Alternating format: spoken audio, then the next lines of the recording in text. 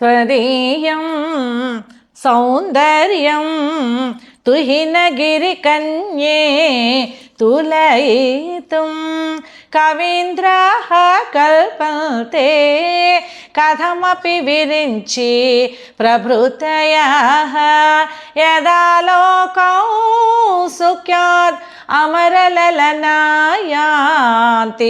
मनसा तपोभिः दुष्प्राप अपि गिरीश सायुज्य पदवी.